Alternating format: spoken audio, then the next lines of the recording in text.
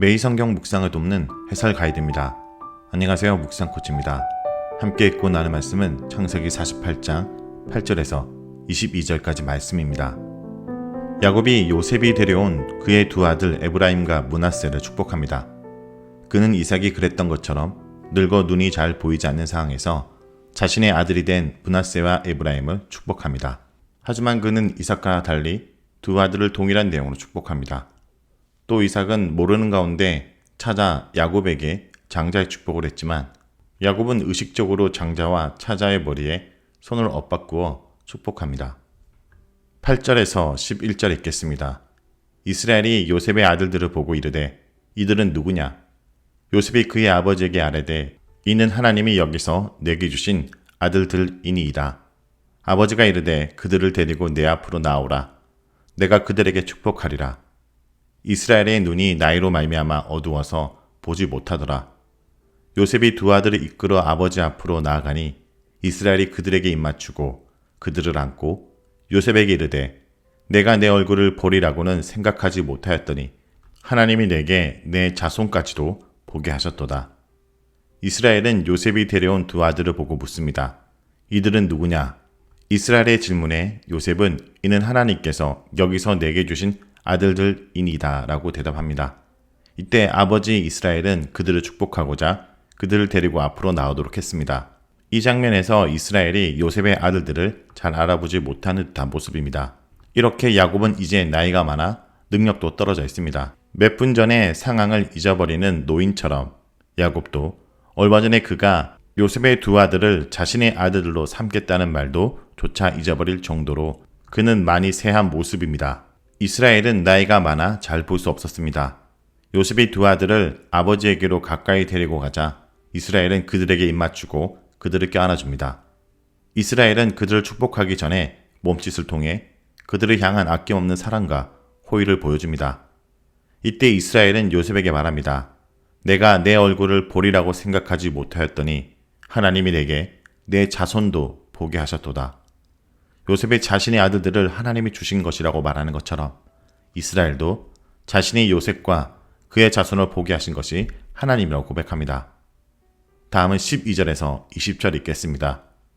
요셉이 아버지 무릎 사이에서 두 아들을 물러나게 하고 땅에 엎드려 절하고 오른손으로는 에브라임을 이스라엘의 왼손을 향하게 하고 왼손으로는 므낫세를 이스라엘의 오른손을 향하게 하여 이끌어 그에게 가까이 나아가매 이스라엘이 오른손을 펴서 차남 에브라임의 머리에 얹고 왼손을 펴서 므낫세의 머리에 얹으니 므낫세는 장자라도 팔을 엇바꾸어 얹었더라.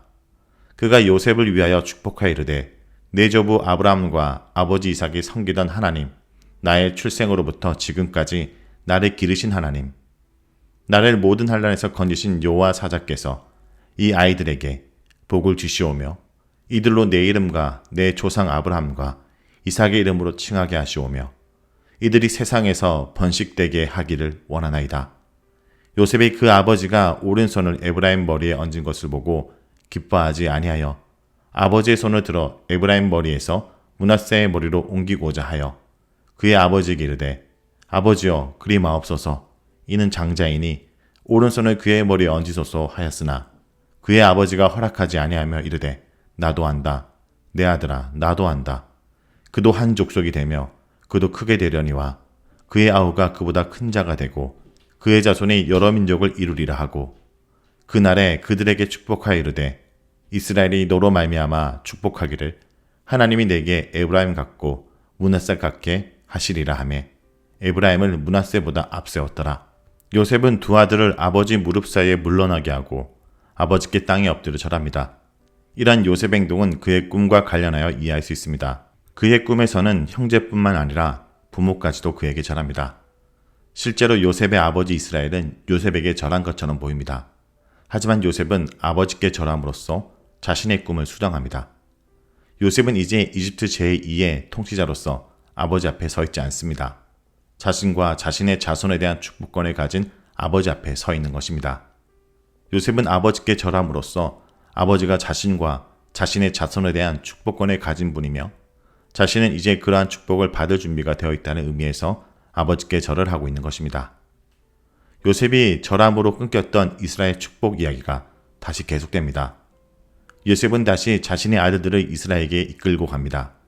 오른손에는 에브라임을, 왼손에는 므낫세를 이끌고 나아갑니다. 그가 그렇게 한 이유는 이스라엘이 오른손으로는 장자 므낫세에게 손을 얹고 왼손으로는 차자 에브라임에게 손을 얹고 축복하게 하기 위함이었습니다. 하지만 이스라엘은 오른손을 펴서 차자 에브라임의 머리에 얹고 왼손을 펴서 장자 므낫세의 머리에 얹습니다. 이스라엘이 팔을 엇바꾸어 에브라임과 므낫세의 머리에 손을 얹은 것입니다. 이스라엘은 축복합니다. 그런데 15절 도입부에서는 요셉을 축복하였다고 말합니다. 이스라엘의 손은 요셉의 두 아들의 머리에 있었지만 그의 축복은 요셉을 향한 것이 됩니다. 이러한 본문의 진술은 이스라엘의 축복이 요셉과 그의 두 아들을 동시에 향하고 있음을 보여줍니다. 이스라엘의 축복은 하나님에 대한 세 가지 진술과 세 가지 축복의 내용으로 구성되어 있습니다.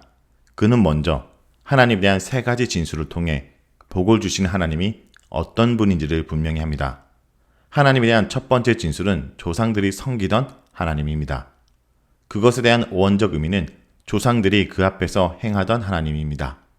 아브라함과 이삭이 그분 앞에서 행하였고 동행하고 섬겼습니다. 두 번째 진술은 나의 출생으로부터 지금까지 나를 기르신 하나님이십니다. 이제 이스라엘이 복을 주실 것으로 기대하는 하나님은 지금까지 자신을 목자처럼 돌보시고 지켜주신 하나님입니다. 세 번째 진술은 하나님 대신 사자가 등장합니다. 그분은 모든 환난에서 나를 건지신 분입니다. 이 사자는 하나님의 심부름꾼으로서 하나님 자신과 불가분의 관계에 있습니다.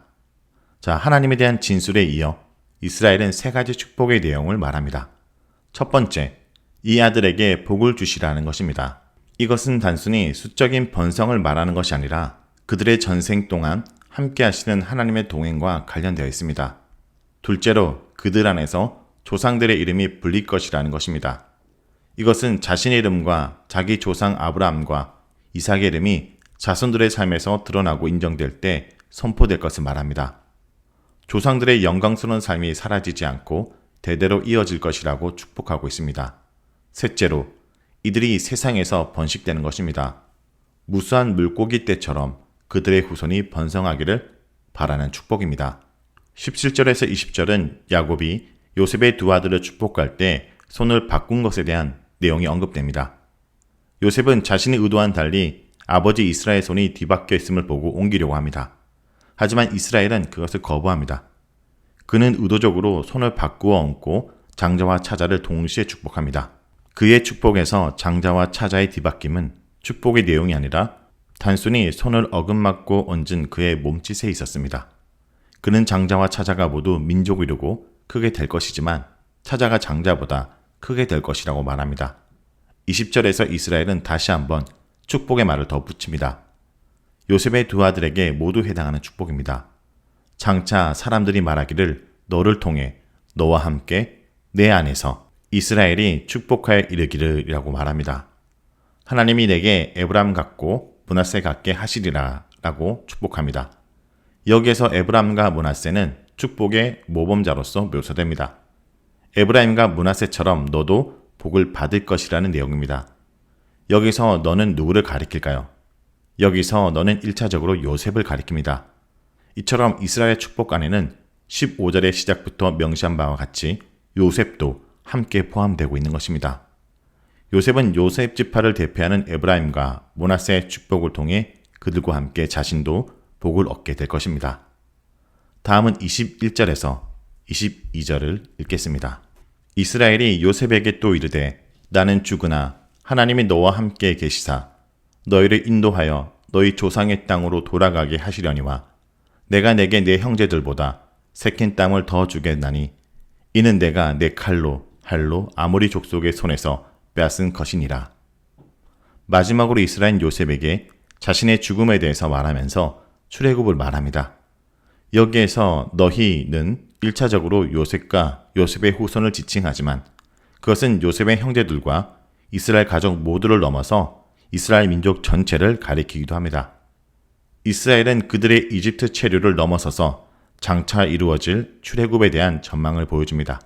이와 관련하여 요셉은 형제들보다 한 목 더한 땅의 약속을 받습니다. 자, 여기까지가 창세기 48장 8절에서 22절까지 말씀입니다. 오늘 말씀을 통해 우리는 무엇을 묵상하고 적용해야 할까요? 첫째, 하나님의 뜻에 밝은 사람이 되어야 합니다. 야곱은 늙어 눈이 어두웠지만 하나님의 뜻을 정확하게 이해하고 있었습니다. 눈이 어두운 이삭은 야곱에게 쏘가 작은 아들에게 장자의 복을 빌어 주었지만 야곱은 눈이 어둠에도 하나님의 뜻이 무엇인지 정확하게 알고 있었습니다. 비록 나이가 들어감에 따라 육신의 눈은 어두워지지만 하나님을 바라보는 눈은 점점 밝아지고 하나님의 뜻을 잘 이해하는 사람이 되길 기도합니다. 둘째, 믿음의 유산을 바라봐야 됩니다. 두 아들을 축복한 야곱은 하나님께서 장차 후손을 조상의 땅으로 인도하실 것을 예견하며 자신이 아모리 족속의 손에서 빼앗은 세켐성을 요셉에게 기업으로 줍니다. 자녀들로 하여금 갈 본향이 있음을 기억하게 하고 애굽에 소망을 두고 살지 않도록 경계하기 위함입니다. 평생을 약속을 따라 걸었던 자신처럼 후손들도 약속의 땅을 주실 하나님을 기대하게 하기 위함입니다. 우리는 장차 실제로 드러날 기업에 대한 소망을 가지고 사는 자들입니다.